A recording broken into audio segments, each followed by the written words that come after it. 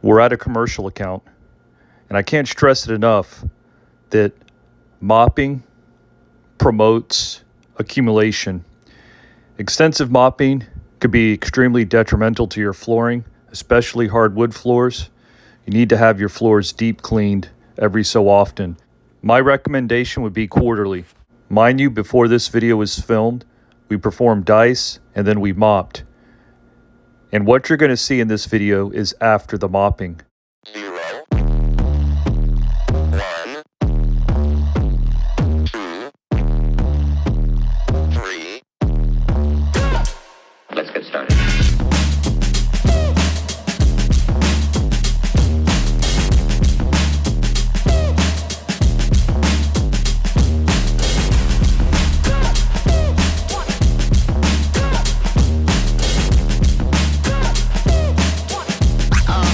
Oh, that's real good.